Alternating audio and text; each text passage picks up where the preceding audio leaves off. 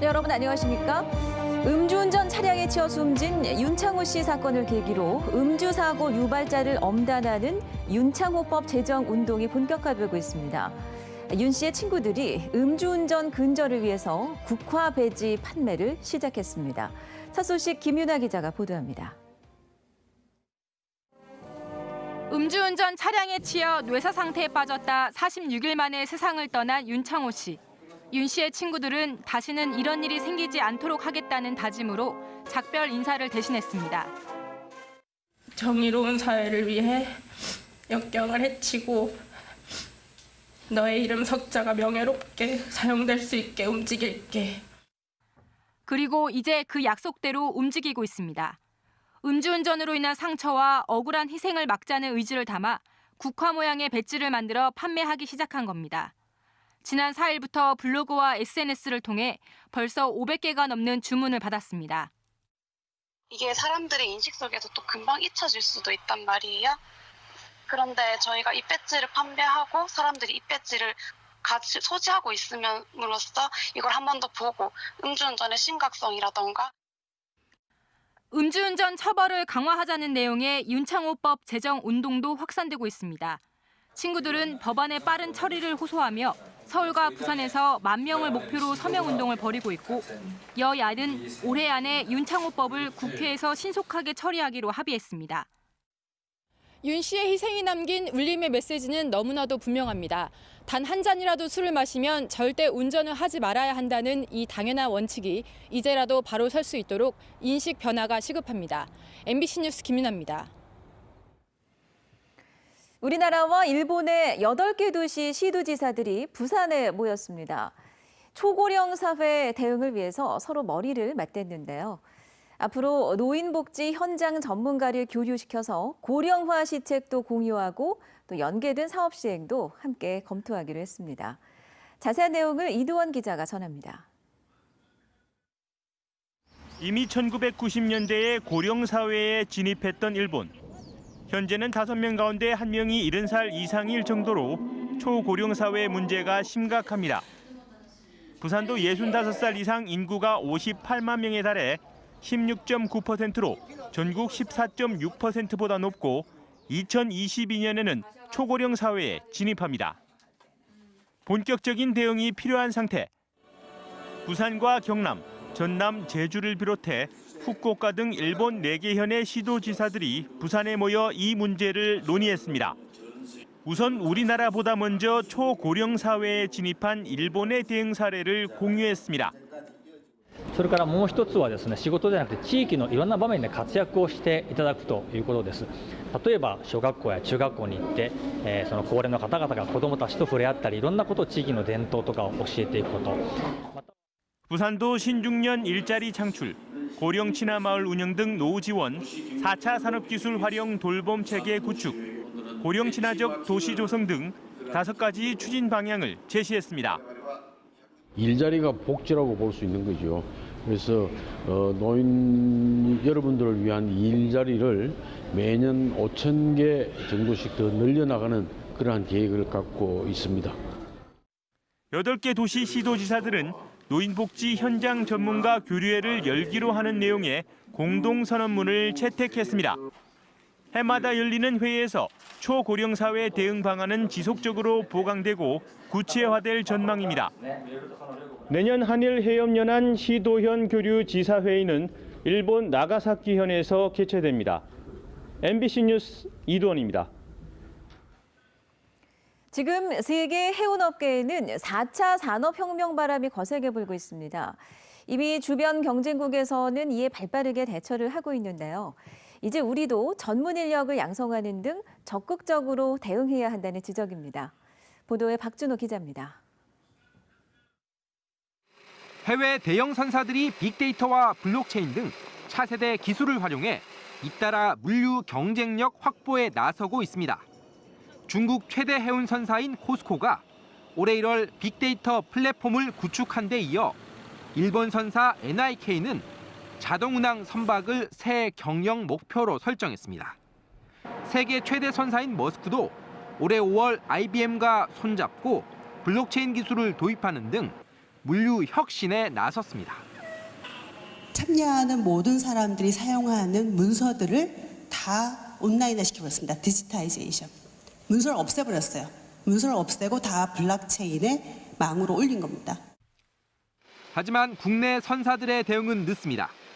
현대상선과 SM해운은 시범사업과 공동 연구를 검토하고 있지만 나머지 선사들은 지켜만 보는 상황입니다. 실제 한국해양수산개발원의 조사 결과에서도 국내 선사들은 4차 산업혁명의 영향력을 낮게 체감했습니다. 국내 선사들의 해운물류 혁신을 위해선 정부 차원의 전략과 지원이 시급하다는 지적입니다. 해운물류 쪽은 굉장히 비즈니스 변화가 많이 있을 것으로 생각되는 분야입니다. 그래서 이쪽 분야에 빨리 그 전문 인력들을 양성하고 창업가들을 양성을 해서 지원하는. 과거엔 해운업계의 성공이 화물과 선박 확보였지만 앞으로는 기술 혁신이 대세가 될 것으로 관측되고 있어 우리도 적극 대응해 나가야 할 것으로 보입니다. MBC 뉴스 박준호입니다. 국제시장 같은 대형 전통시장에 가면 양주, 담배 판매하는 상점들을 쉽게 볼 수가 있죠. 혹시 사보셨습니까? 이게 대부분 면세용으로 파는 건데요. 이렇게 판매하는 것 자체가 모두 불법이라고 합니다. 일본에서 면세용 양주와 담배를 들여와 판매한 이들이 무더기로 경찰에 붙잡혔습니다. 류재민 기자입니다. 부산항 국제 여객터미널. 한 여성이 두 손 가득 짐을 들고 나와 누군가를 기다립니다. 물건을 확인한 남성, 여성에게 돈을 건넵니다. 가이드인 것 같은데. 가이드돼, 가이드. 딱 스타일이 가이드인데. 딱 가이드 스타일. 67살 A씨 등 2명은 일본에 다녀온 여행 가이드와 보따리상 역할을 한 여행객들로부터 면세용 양주 136병과 담배 471보루를 들여왔습니다. 이들은 양주 한 병당 최대 3만 원, 담배는 8,000원가량의 웃돈을 주고 면세 물품을 사들였습니다. 이렇게 들여온 면세품은 대형 전통시장으로 흘러들어갔습니다. 수입되지 않는 일본 담배가 팔리고 백화점에서 100만 원이 넘는 고급 양주가 절반이 안 되는 30만 원에 유통됐습니다. 오사카 들어가갖고 이렇게 팔 사이판을 들어있어. 그 보따리 얼마 아저씨. 무거운 것들도 들어있고 포장한다고 하는. 지난해 2월부터 1년 넘게 이들이 유통한 면세 양주와 담배는 시중가로 6천여만 원 상당. 그 매입을 한 이후에 이제 소비자들한테는 2, 3만 원을 높게 이제 이렇게 판매함으로 인해 가지고 실제 세금이 부과된 상품보다는 현저하게 싼 가격에 그 유통이 됐습니다. 경찰은 A씨 등 보따리상과 면세품을 들여온 여행 가이드 등 39명을 입건하고 탈루한 세금에 대해 관할 세무서에 통지 조치했습니다. MBC 뉴스 류잼리입니다. 청년 창업가를 양성하는 전문기관이 부산에서 문을 열었습니다. 또 부산미술계의 올해 최대 축제도 개막했는데요. 오늘의 부산에서 주요 행사를 간추려 드립니다. 배범호 기자입니다. 부산에서도 민간 주도형 청년 창업 사관학교가 문을 열었습니다. 그동안 정부 주도 방식의 창업 지원에서 벗어나 민간이 창업자 양성을 주도하고 중소기업공단이 창업 시설을 지원하는 방식입니다. 청년 창업 사관학교는 올해로 8년차를 맞은 국내 최고의 창업 지원 프로그램입니다. 창업 준비 단계부터 전담 인력의 밀착 코칭을 비롯해 연간 최대 1억 원의 창업 자금이 지원됩니다. 부산 청년 창업학교에는 4대1의 경쟁률을 뚫은 40명이 입교했습니다. 부산 경제 미래의 주역을 양성하여야 되기 때문에 그 전국 5군데 하던 걸 제가 17군데 늘리면서 그 가장 먼저 부산에 청년 창업 사관학교를 개설을 하였습니다. 38회 부산 미술제가 오는 18일까지 부산 문화회관과 시민회관, 부산시청, 금정문화회관, 금년산역 갤러리 등에서 열립니다. 부산미술협회와 부산시가 공동 주최하는 이번 행사는 지역작가 700여 명이 참가해 부산 미술의 현재를 보여주는 다양한 분야 작품 600여 점을 선보입니다.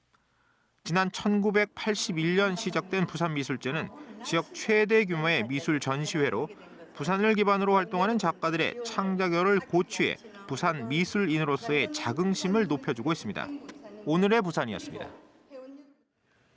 부산상공회의소가 조선해양업과 자동차 부품업 300개사를 대상으로 인력 수요를 조사한 결과 51.3% 기업이 내년에 인력 채용을 확대하겠다고 답했습니다. 46%는 현재 인력을 유지하겠다고 했고 감원 입장은 2.7%에 그쳤습니다. 경기 침체 장기화에 따른 경영활동 계획을 묻는 물음에는 40%가 연구개발 투자 확대를 통해서 기술 경쟁력을 확보하겠다고 응답해 어려운 여건 속에서도 희망의 불씨를 살리려는 노력이 이어지는 것으로 나타났습니다.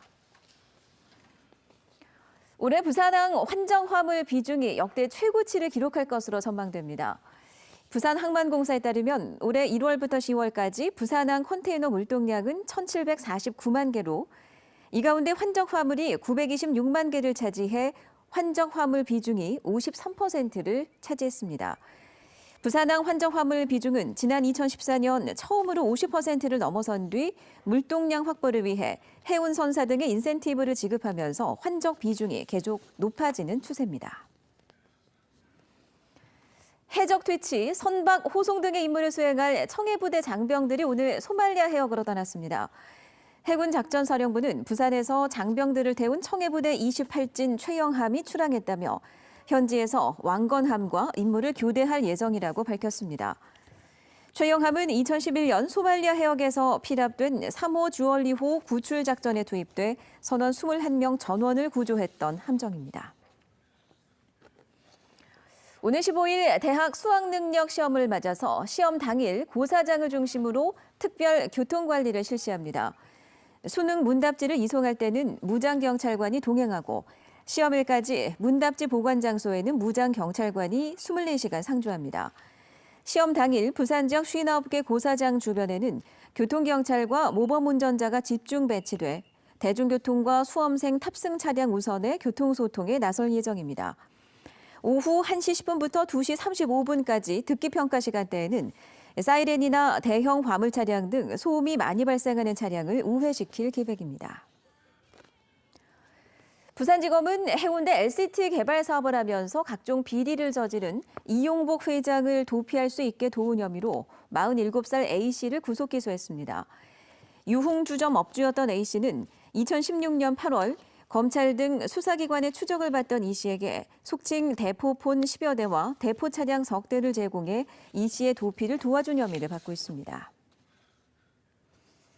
북부경찰서는 학부모들로부터 받은 교육비 등을 사적으로 사용한 혐의로 사립유치원 원장 47살 A씨에 대해 기소 의견으로 검찰에 송치했습니다.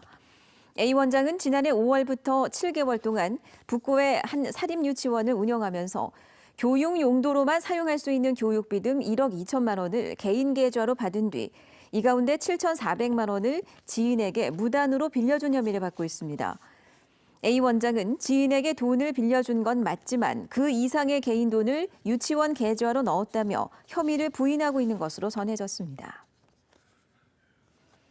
부산 지역 34개 환경시민단체의 상설연대체인 부산환경회의가 공식 출범했습니다. 부산환경회의 맑은물 범시민대책위원회는 오늘 오전 부산시의회에서 창립 총회를 열고 본격적인 활동을 시작했습니다. 부산환경회의는 우선 부산 맑은물 공급을 비롯해 낙동강 하구 보전과 미세먼지 없는 푸른 부산을 위해 공동 대응합니다. 이 밖에 환경 생태 현안에 대한 지역사회 담론을 형성하고 부산의 미래를 위해 참여단체 간 협력과 연대로 모두 17개 사업을 추진할 예정입니다.